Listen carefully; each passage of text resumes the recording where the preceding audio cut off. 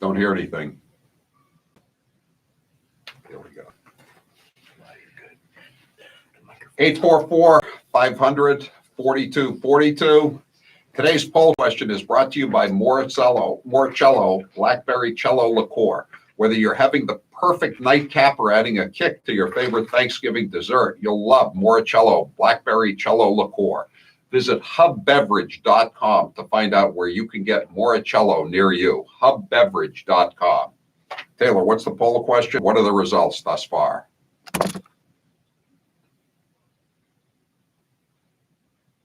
No. Somebody just texted me, Ma, where's my grandpa? Not in the White House. Ha, ha, ha. History buffs will recognize that as from the old Grover Cleveland days. Way back when, even further back than the assassination in Dallas of JFK. 844-500-4242. Frank, you're next with Howie Carr. Go ahead, Frank.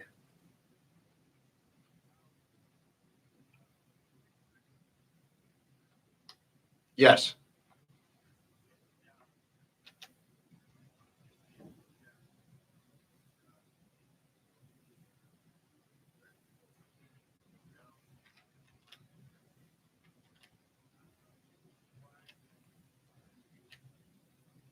Have you looked at the Zapruder film?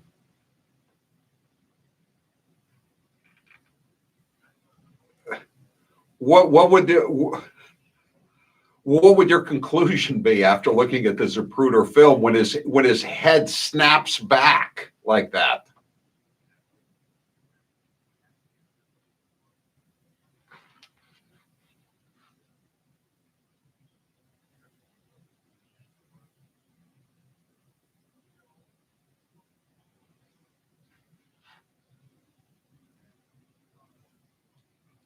Well, I'll give you another piece of evidence. I can't remember if I put it in Kennedy Babylon 2 or not, but I think I did.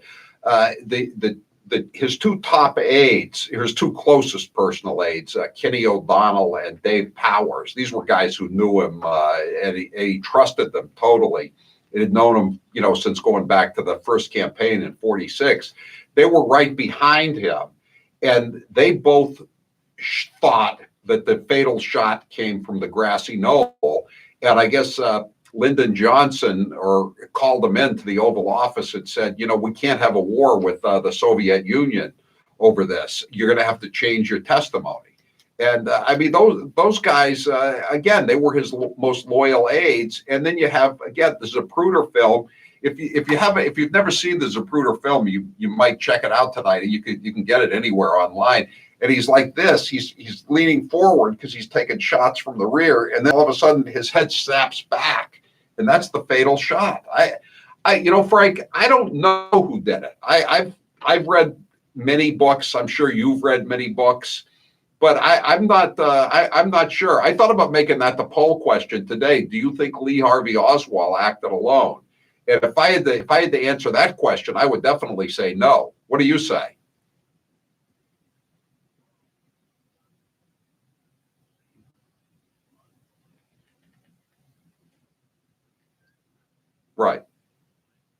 Right.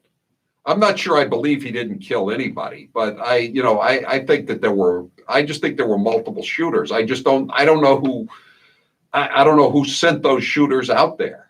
I don't know. I tend to think it was the mafia. I just read a book about Johnny Roselli, who was a big mafia guy, and he was out of East Boston. But he was with the Chicago Mafia. He was in L.A. He was very well connected. He was involved in those assassination plots against Castro, and supposedly he didn't know anything about it, and he was as shocked as the next guy. So I don't know, but they were talking about killing Kennedy on all those illegal bugs that the FBI had in mafia headquarters all over the country. Check it out at Kennedy Babylon 1 and 2 by a guy named Howie Carr. I'm Howie Carr.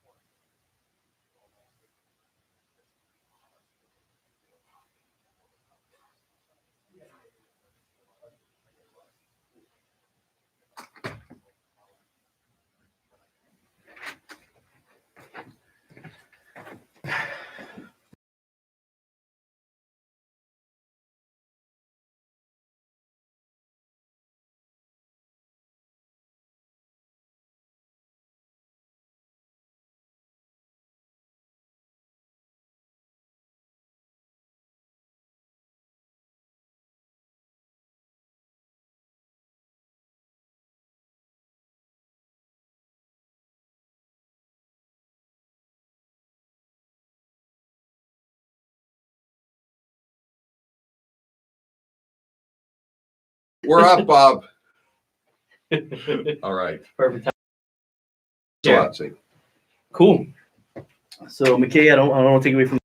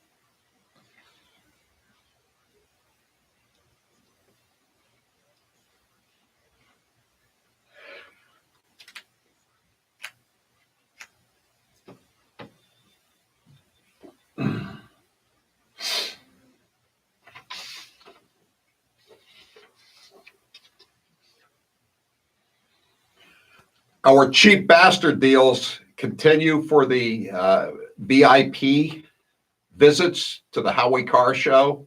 They're half price while supplies last for the months of December, January, February, and March. I'll be back 1 week a month for those 4 months back in Boston. And if you want to get half price VIP tickets, that includes you get to spend the entire show in the studio. You have a fine meal. It'll be either Kowloon's, or we're going to have other great restaurants like Floramo's bringing in spreads. You get books. You get to have your picture taken with me and Grace and Taylor and whoever else is working there. What's that kid's name? Brandon. He's a friend of Carter Page's. And you just check it out. It's a great gift for Christmas for any fan of the Howie Carr Show. Go to howiecarrshow.com and click on store, and you can order the special, the cheap bastard deal, half price on the VIP tickets for the winter months at the Howie Carr Show. Now it's time, as it is every Friday evening, for Police Blotter Facts Friday.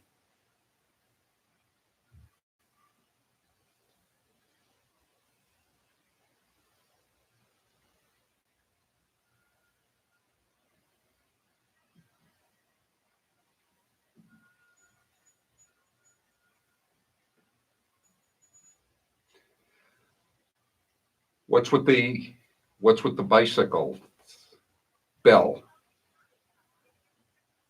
Oh, I see. I know.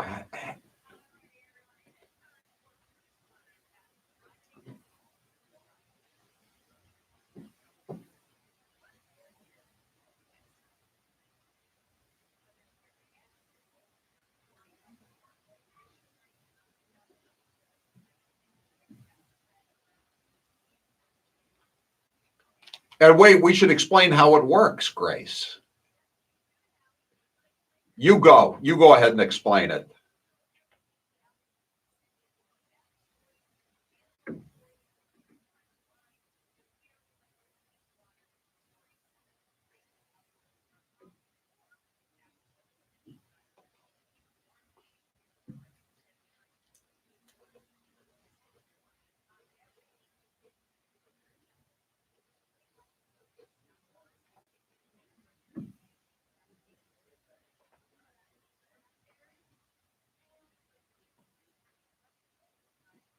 and KB1 has a lot of the transcripts from the FBI from the various mafia headquarters, Santo Trafficante in Tampa, the guys in Philadelphia, Carlos Marcello in New Orleans. They were all talking about hitting JFK.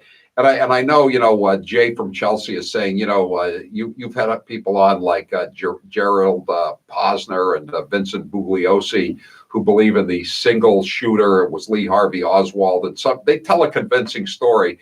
But I always come back to all the plots that were swirling around. Just the Kennedys going after Fidel Castro. Fidel Castro saying two could play at that game. The mafia thinking they were double crossed. Who knows? I'm not convinced it was Lee Harvey Oswald, and it just seems like he was such an insignificant person. It offends my sensibilities that he could have changed the course of history like this.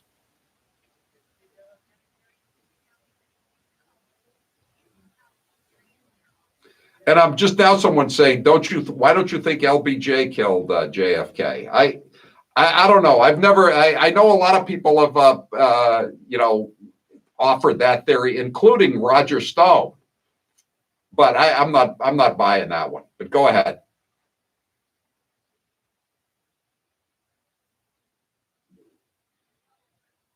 Who? Oh, okay. I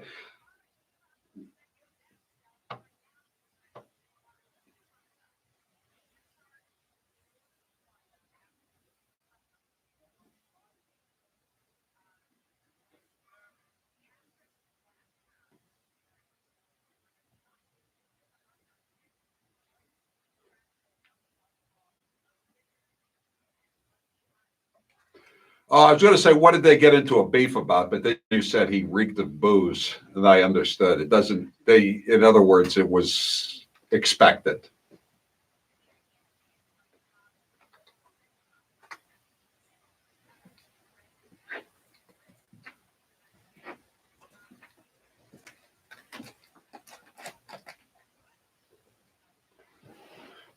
The devil framed him.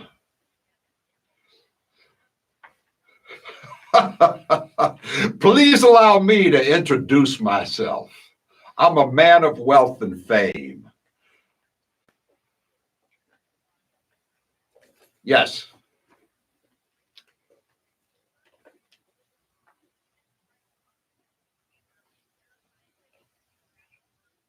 Where was this? Essex where? New Jersey? London. Oh, blighty. Does Fiona Hill have an alibi, mate?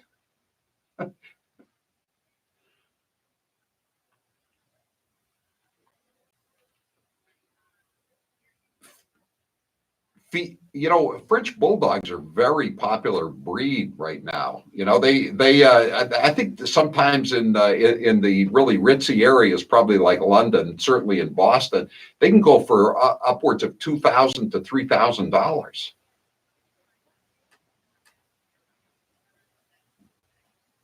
Yeah.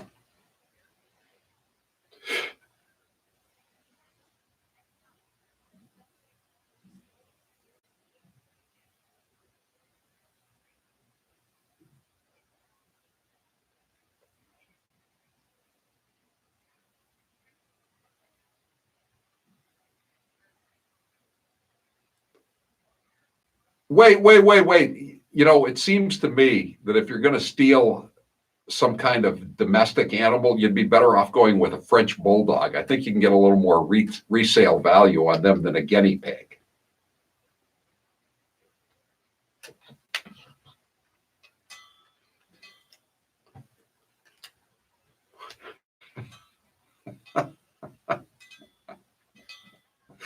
I thought one of them was I thought one of them was named Eli. Since one of them was named Peyton, shouldn't the other one have been named Eli? One of them.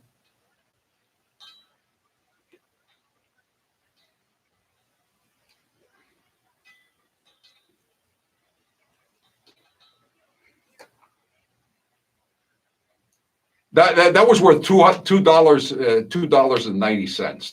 The two guinea pigs.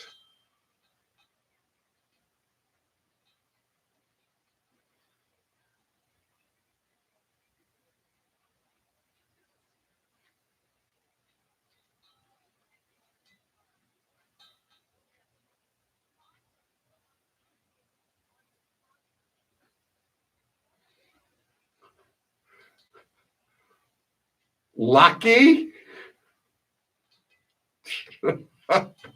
Wait. Who?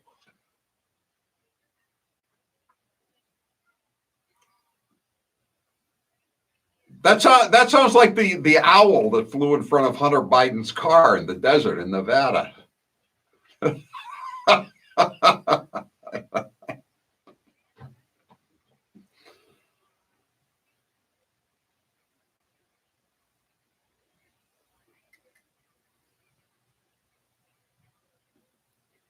Wait. Chippewa. They used to have a brewery in Chippewa Falls, I believe. What is that? Where Leinenkugel was from?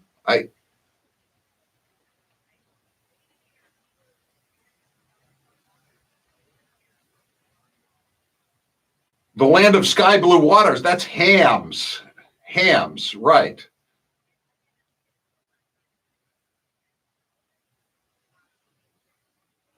Who put on the fake plates? Did Jan Janssen put up as he left the sawmill? Where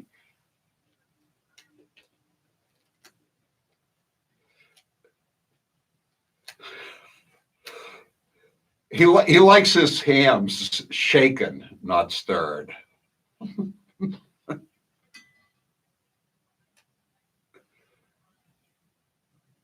I would pay. I would pay. Would you pay? Would you pay, Grace?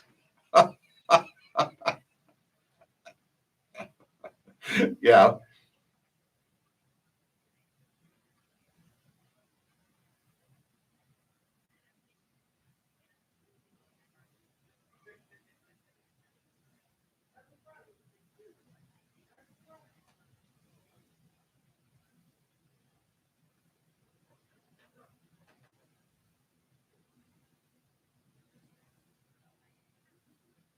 What song do they ask for, Taylor, when you're doing your Sinatra gig?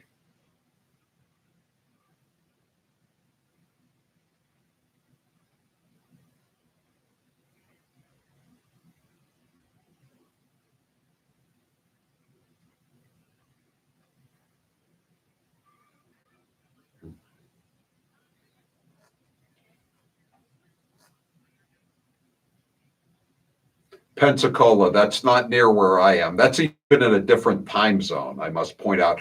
Isn't that where Morning Joe is originally from?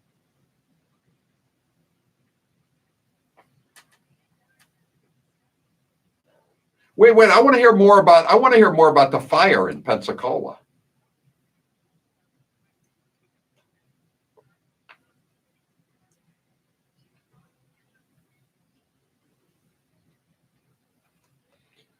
You sure this isn't Peter Strzok's wife? This could be Hunter Biden or Peter Strzok. Stroke.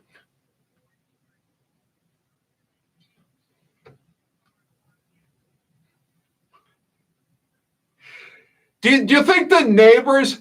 I mean, don't the neighbors have to exercise a little more discretion than giving Taitha some gasoline when she's angry at her man?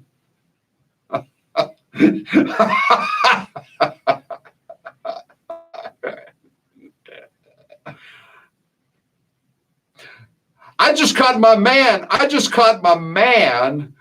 cheating on me with some trollop. Can you give me some gasoline?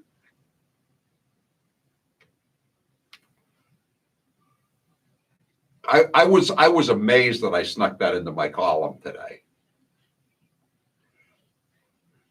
Look it up, folks. If you don't know what it means, Google it. It's a great word.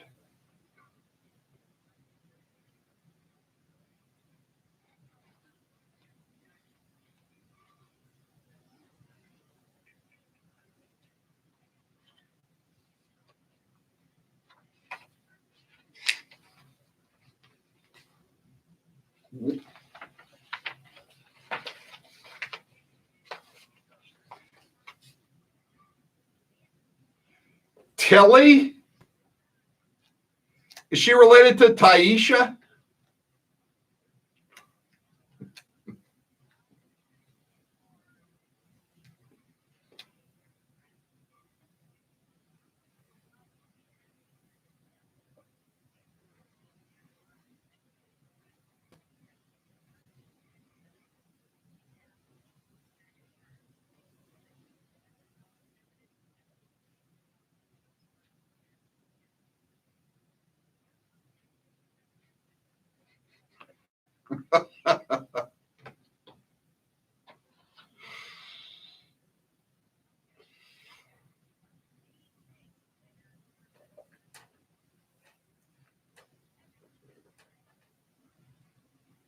Eight four four 500 4242. We'll be right back. I'm Howie Carr.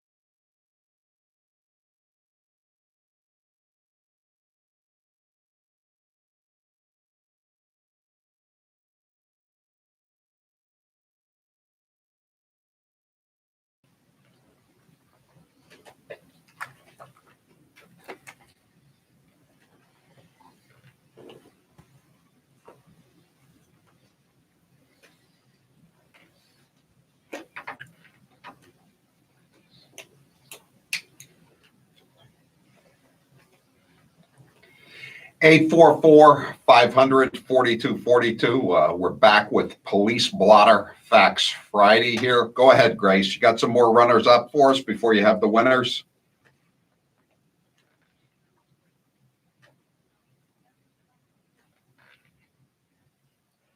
Another meth story? Is meth now the #1 illicit narcotic in the United States ahead of Hunter Biden's favorite, crack cocaine? Uh-oh. Well, what city or town? Okay, that's a good ways off. That's on the other side.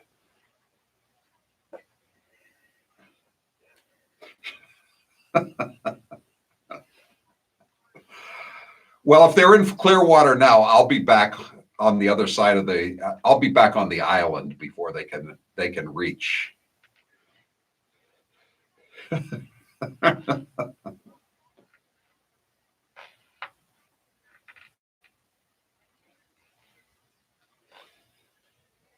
380 pounds and he's on meth. I thought meth, reduced your appetite a little bit. How much would this guy weigh if he wasn't on methamphetamines?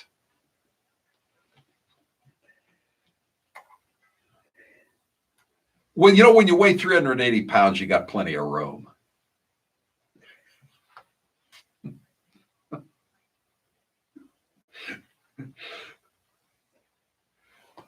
This just gets worse and worse. He's 380 pounds. He's on meth and he's in a McDonald's. I mean, this is like a nightmare. And he's a Florida man.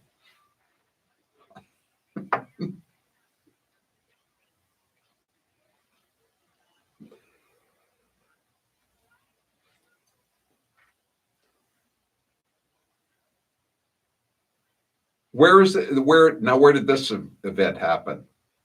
Oh, Port St. Okay, again, it's on the other side of the state.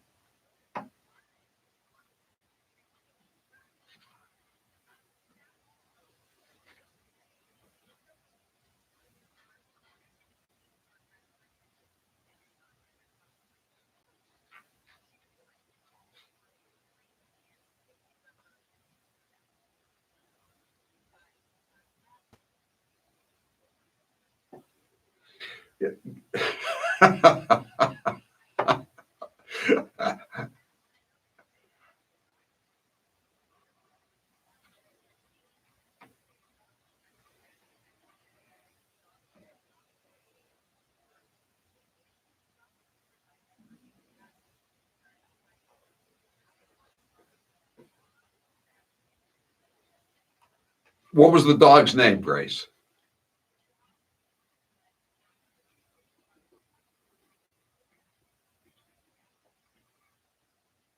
Bojack.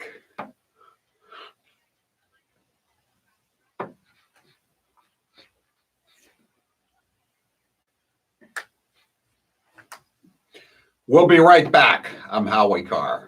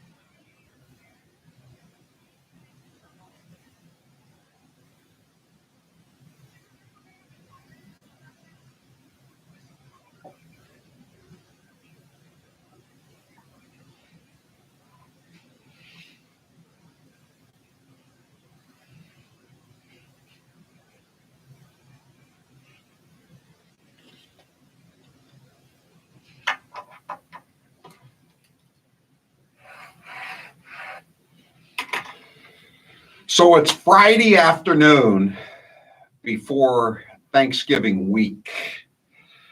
So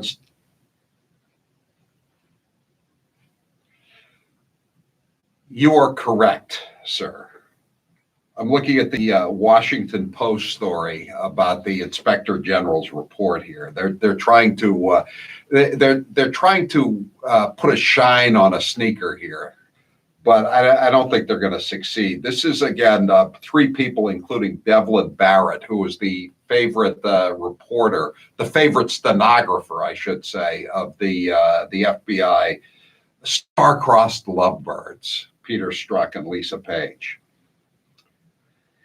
The Justice Department's internal watchdog is expected to find in a forthcoming report that political bias did not taint top officials. Again, this guy is the favorite reporter of the top officials who despised Trump. But try not to let this destroy your faith in the integrity of this report. Running the FBI investigation into possible coordination between Russia and the Trump campaign, while at the same time criticizing the Bureau for systemic failures in its handling of surveillance applications, according to two U.S. officials. Do these two U.S. officials play Bury the Brisket? Do they play doctor with the shades drawn? The report, et cetera, will allege that a low-level FBI lawyer inappropriately altered a document. How about feloniously falsified a document? Inappropriately altered a document that was used as part of a controversial application for electronic surveillance of a former Trump campaign advisor. The Inspector General referred that finding to U.S. Attorney John Durham so he may investigate it as a possible crime. So he inappropriately altered a document, but it's going to be investigated as a crime.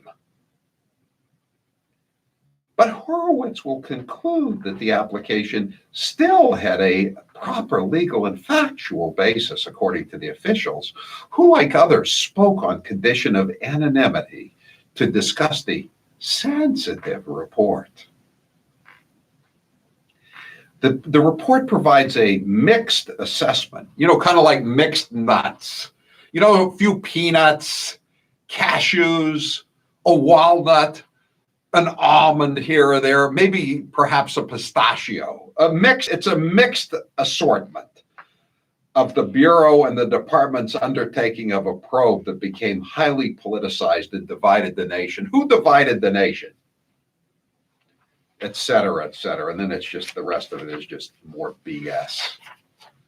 Oh, God. Anyway, we can talk more about that.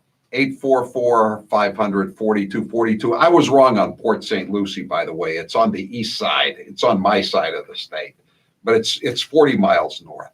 Anything north of Palm Beach, I know. I'm not too concerned about it. Anyway, now it's time for another broom job story on the Friday before Thanksgiving. Remember Jen Casey, the former governor's counselor, BFF, along with Leah Gendoso of Lieutenant Governor Carr Polito. She was all up for a clerk magistrate's job at the Dudley District Court, and then her husband got arrested for drunk driving, second offense in Webster, which is in the area that's covered by the Dudley District Court. Well, she was approved despite everything. Jen Casey on the governor's council. There was a nationwide search, and she got the lifetime job for $150,000 a year. It's really a better job than being a judge, because a state judge has to retire at the age of 70. A clerk magistrate can go on, and in some cases has gone on until the age of 90. South Boston would be an example. Framingham was close to 90, I believe. There was a former state rep. But anyway, So Jen Casey's husband's case was broomed today out in Palmer, which is where they had to move the case out of Worcester County. The husband of the Dudley District Court magistrate will spend 18 months on probation, 18 months, as part of a plea agreement reached in a case after he was charged with negligent driving as a result of a crash in Webster. They originally said he was charged with drunk driving, and it was a second offense. And supposedly the cops had a problem because the people who lived in the apartment house were so angry at the guy because he was allegedly staggering around outside of his car. I wrote a column about it. You could probably check it out online. In addition to negligent driving, Burke Desitals, 52 of Oxford, was also charged with second offense drunk driving and speeding. Assistant District Attorney David Shivers. Why did I say his name was Shivers? Said in Palmer District Court today that Desitals was traveling over the posted 20-mile-an-hour speed limit when the Mercedes SUV he was driving slammed into a parked Dodge Caravan, sending it onto a nearby lawn. Do you know how fast you have to be going above the speed limit of 20 miles an hour to hit a parked car and drive it up onto the sidewalk and into the lawn? Desitals' case was moved to Palmer District Court earlier this year to avoid any appearance of a conflict because Desitals' wife, Jen Casey, was a special assistant DA in Worcester County, working for the corrupt district attorney, Joe Early, who had to pay a $5,000 judgment to the honest state cop in the case involving another former DA, assistant DA in Worcester prosecutor's office, by the name of Bebo, whose daughter was a junkie and a prostitute. Remember that case? The Ali Bebo case? In Palmer Court on Friday, Judge Michael Mulcahy said the charge of driving under the influence of alcohol was being null prost for the hack politician's husband. A null pros is issued when a prosecutor decides not to proceed on charges in a criminal case because the defendant is connected usually, and that's what's happened here. Listen to this. Remember this excuse if you ever get jammed up on a drunk driving case and you almost get assaulted by a mob because they're angry because you wrecked somebody's car in the apartment building. The car had a history of brake problems. You ever hear that one before, Taylor? The car had a history of brake problems. It's funny, the car has a history of brake problems usually after you've had a couple of beers.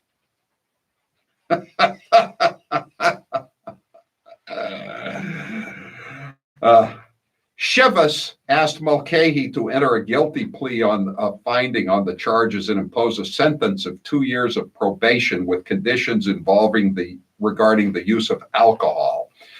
The defense lawyer noted that Desitals' record showed only 1 or 2 events 15 to 17 years ago. Was it 1 or 2 events, and was it 15 or 17 years ago?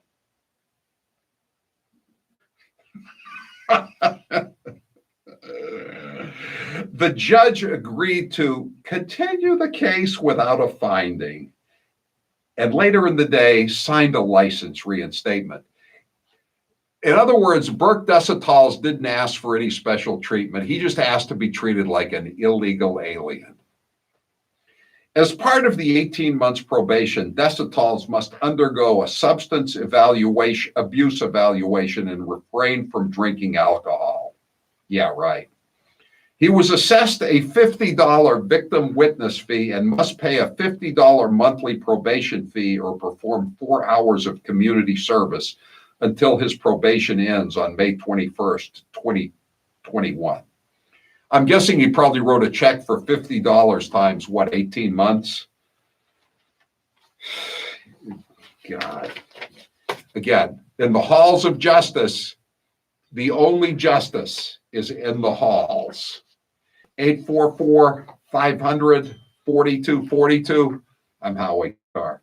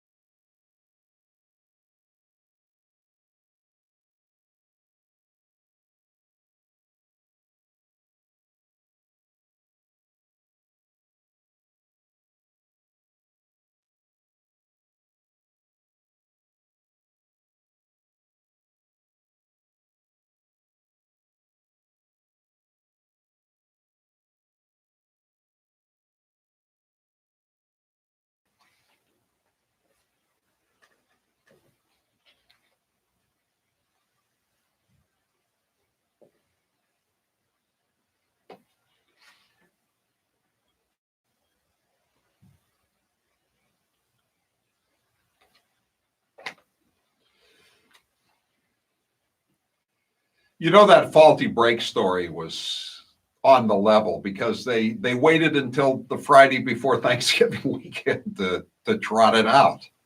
This, yeah, totally believable, totally believable. Paul, the UPS guy, says, did he lack the enzyme to press the brake pedal?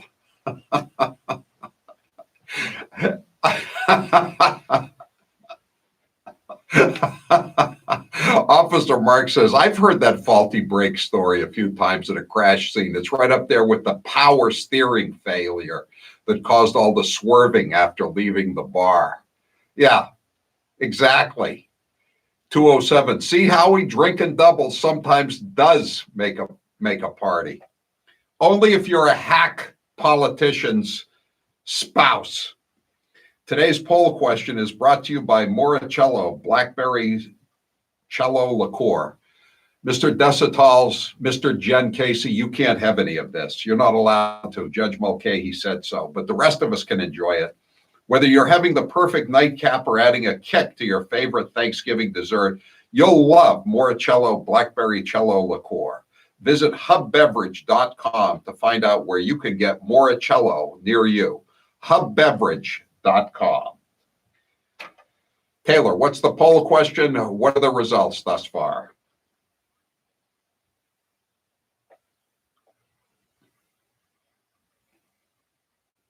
No, he was not. He was absolutely justified. They would have asked Trump about it. So it's what's sauce for the goose is sauce for the gander.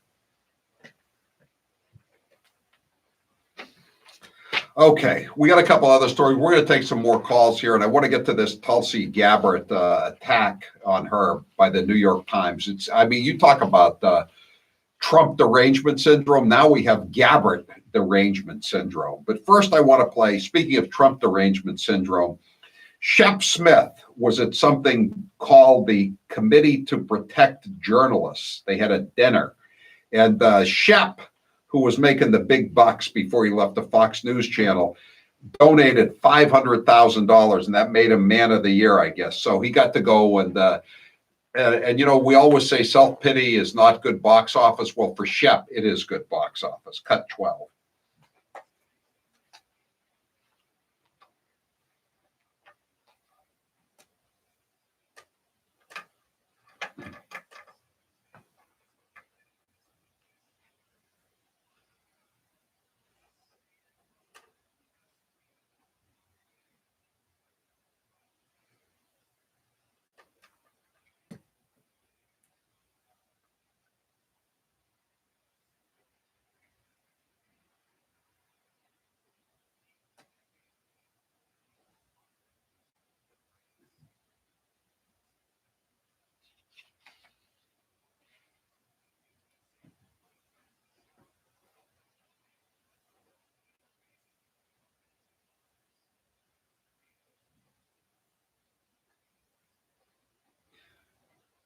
Hey, Shep, how can we miss you when you won't go away?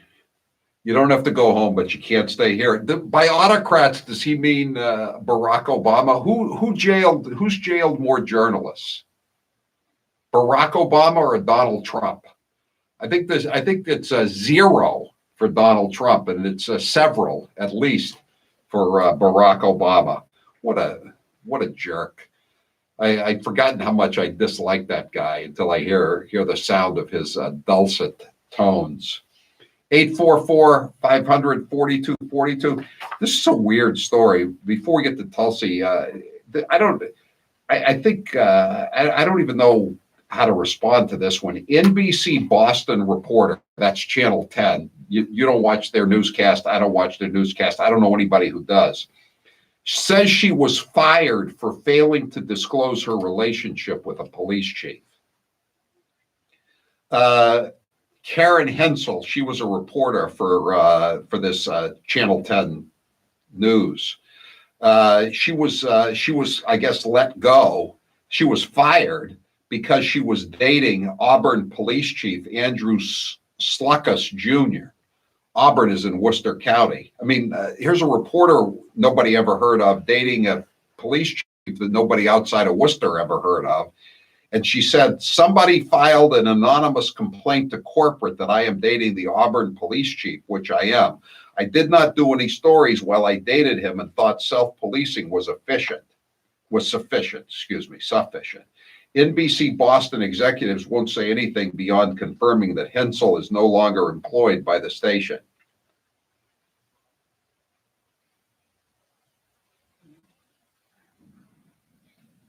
What? I mean, what?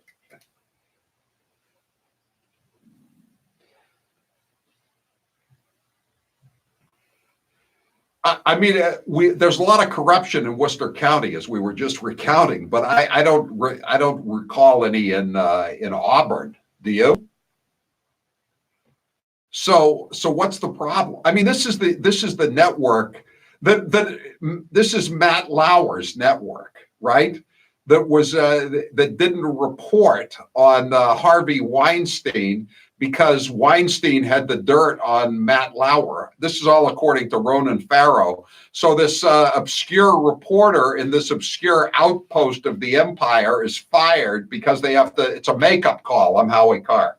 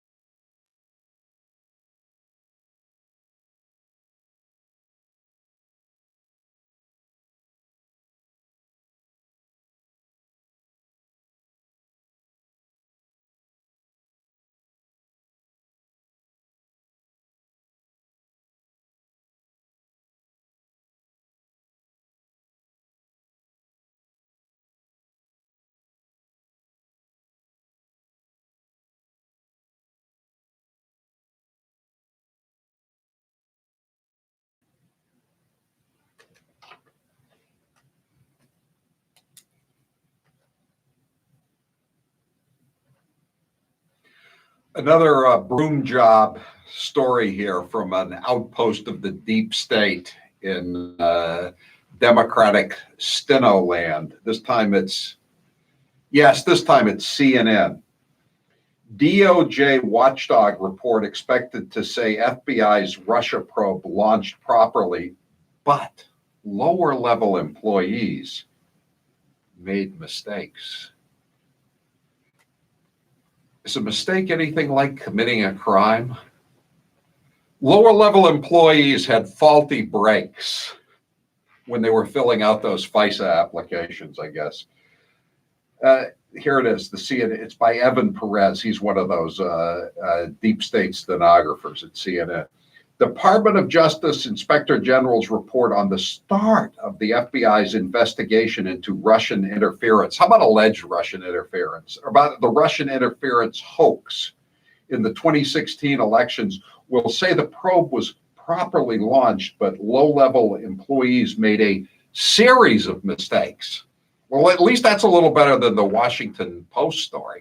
They said there was only this one mistake by this one goateed avocado toast eating flavored seltzer water drinking pajama boy in the justice or in the FBI. 844-500-4242. Pete, you're next with Howie Carr. Go ahead, Pete.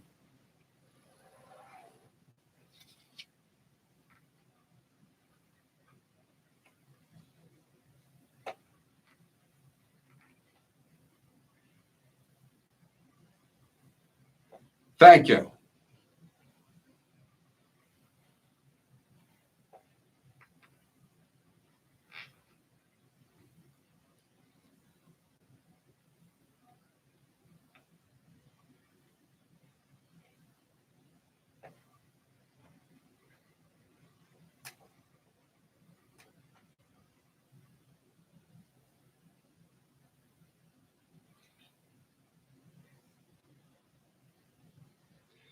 Right.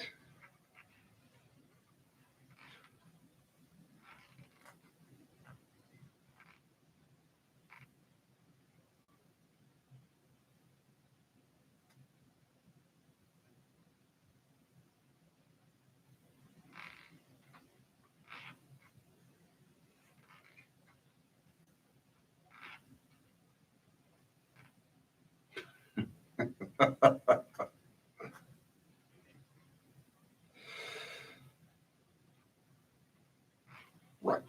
Well, Pete, they also want to protect their Dodge Caravans from drunken spouses of hack state officials down here. You know, I mean, look what happened to that poor innocent Dodge Caravan, wrecked by the faulty brakes on a Mercedes owned by a member of the governor's council.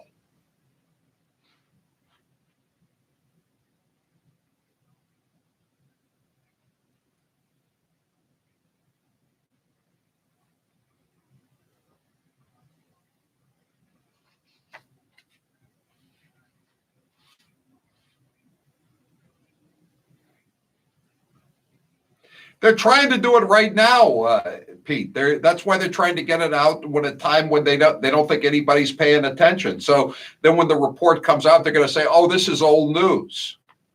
You know how it works.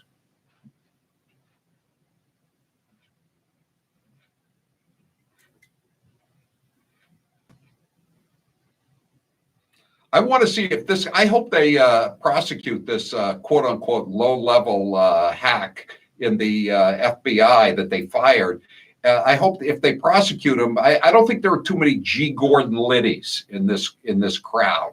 You know, nobody's going to bite their tongue and use the word omerta and go off to prison and be a stand-up guy. There aren't any stand-up guys in either the FBI building or the Justice Department building across the street. Thanks for the call. 844-500-4242. This is an amazing story about Tulsi in the New York Times. The New York Times has gone after the style critic has gone after her. Tulsi, this is, here's the, I'll just read you the tweet that they sent out with the story. Tulsi Gabbard's white pantsuit isn't winning. The Democrat presidential candidate has made white the staple of debate night appearances. It leaves a chill. It leaves a chill. Speak for yourself. No. I I mean, you know, I know this. This is written by a woman, but I mean, didn't she talk to any men? I know maybe. I mean, maybe it's hard to find a heterosexual male in the newsroom there, but I mean, couldn't you just go out onto the street and ask? Her name is Friedman. This is crazy. Friedman argues that when what is this woman's name? I don't even know what her first name is. Friedman. So anyway, let's call her Leslie Friedman. Friedman argues that when Hillary Clinton wore a white pantsuit, it was feminist and iconic. But when Gabbard does it, she is, quote, listen to this, using her white suits to tap into another tradition latent in the public memory. When you use the word latent, you're not trying to deliver a compliment to anybody. Latent in the public memory, the mythical white knight riding in to save us all from yet another regime change war. Busted! That's what everybody thinks of when they see, especially heterosexual males, when they see Tulsi Gabbard in the white suit, the white outfit. They think a white knight riding in to save us all from yet another regime change war. She continues, Gabbard's white pantsuit are, quote, the white of avenging angels and flaming swords, of somewhat combative righteousness, and of cult leaders. Cult leaders? Who was she talking? Who was the last cult leader who wore white?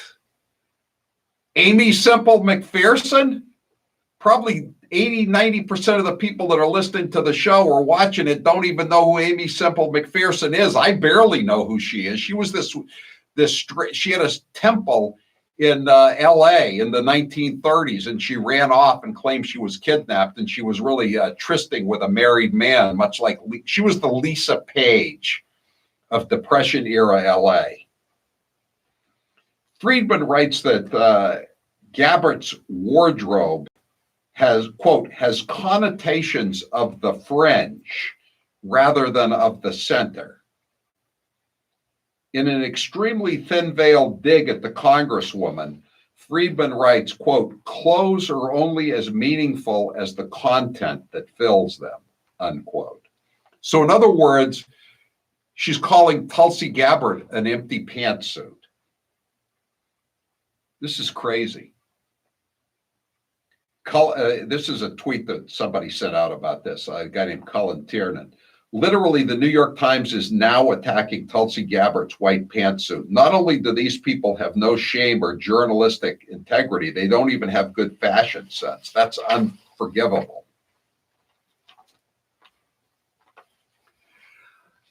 Wasn't it crazy enough that they were attacking her at the debate for going on Fox News? And the guy who wrote this story, his name is Brad Palumbo. This is in the Washington Examiner. Anyone with eyes can tell you that in addition to being the only combat veteran running for president, Gabbard is also the most physically beautiful and well put together candidate in the race. I would be sexist if I were to say she's the only physically beautiful. I'm sorry, I shouldn't have said that. I was just thinking that.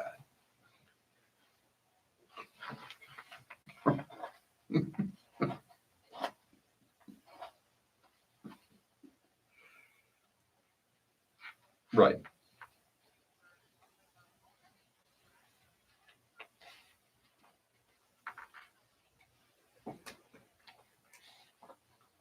You should see. You've seen her. You've seen her at Mar-a-Lago, Grace. How does she look at Mar-a-Lago? Coming down for dinner. Coming down for dinner.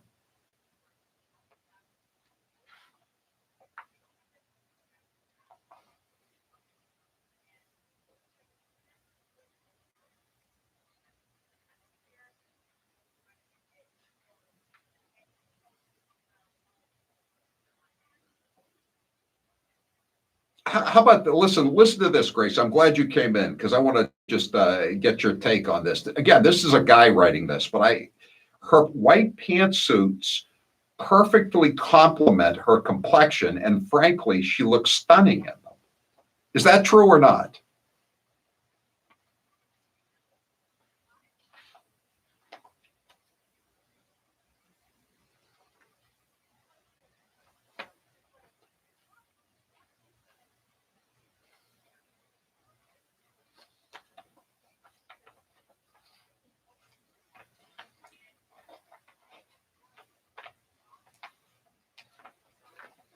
Doesn't it, don't as you know me, I'm a real fashion plate, Grace. I mean, I spend a lot of time putting on my putting my best foot forward in a haberdashery sense every day, but women even more so than men, right? I mean, do you think Tulsi is trying to look good in a fashion sense, or does she want to be a cult leader?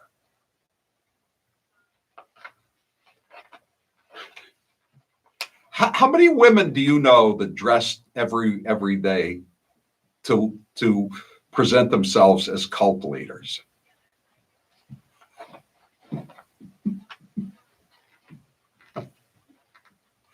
617 said, "Why didn't they say that she was trying to look KKK?" I mean, you know what? That just didn't occur to them. 617. That's gonna be the next thing they say about her. I mean, this is crazy.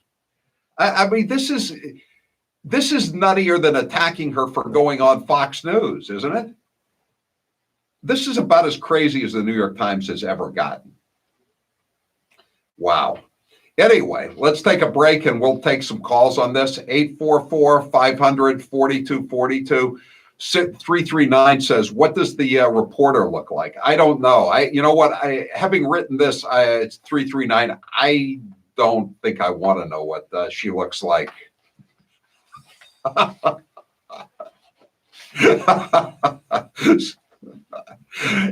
I'm Howie Carr.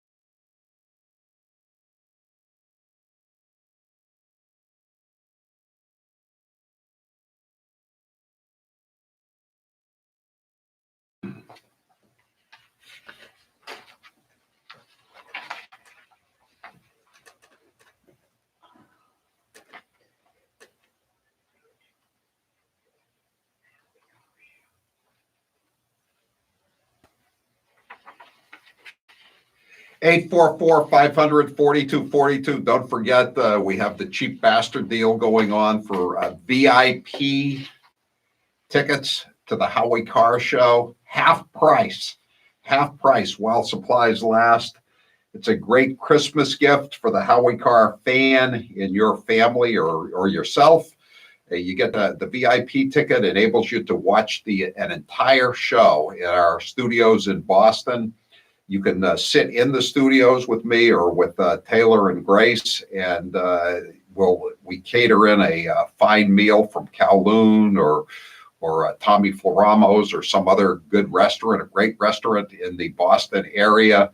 You get a couple of free books from the Howie Carr collection, and you get to have your pictures taken with us. It's a great opportunity if you like the show, if you enjoy the show, and you want to see it behind the scenes.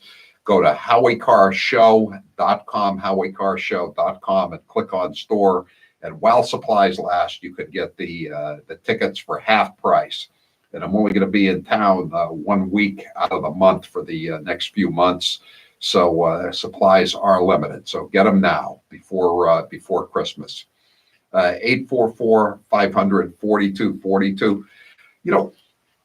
Whatever happened to the party of the big tent? I mean, now Tulsi Gabbard was minding her own business, but because Hillary Clinton attacks her and calls her a Russian asset, because she supported Bernie Sanders. And because her father is in the Hawaii State Senate and he's a Catholic and he's a pro-life guy, even though she's, said she's pro-abortion, even though I don't think she really is. I mean, they have to attack her on this level. I mean, isn't this extreme cattiness? What if a guy wrote a column like this? I tell you what, Grace writes a column now for the Boston Herald, as I do. If Grace sent this column in, I would get a call from the editor of the Herald, and they would say, Howie, is something wrong with Grace? Has she lost her mind? Did she go out drinking with Jen Casey's husband in the Mercedes with the bad brakes? What happened? I never have, no. Because Grace has never written anything as crazy as this column.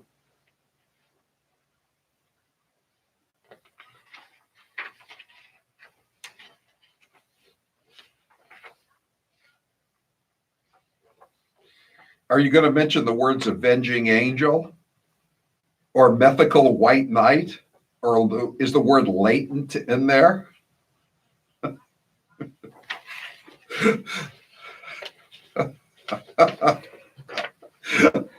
The word trollop hasn't been in a column in the Herald in a very long time, and it probably won't be again.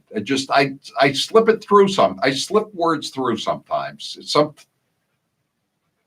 Sometimes the words make it, sometimes they don't. I got lucky today. Dave, you're next with Howie Carr. Go ahead, Dave.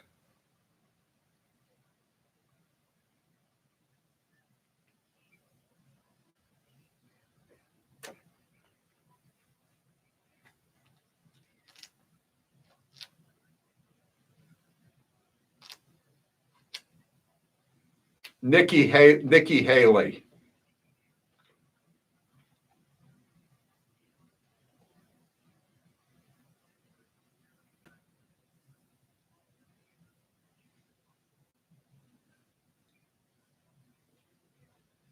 She's very liberal, though, Dave. I mean, she voted for the impeachment inquiry and all that stuff. But I agree. I mean, she just seems like a decent human being.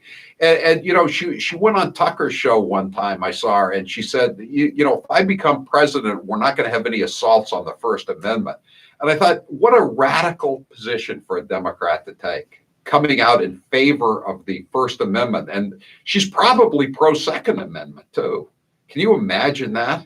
No wonder she has to be run out of the Democrat Party, her in her white pantsuits. How dare she? How dare she? See you Monday, everybody. I'm Howie Carr.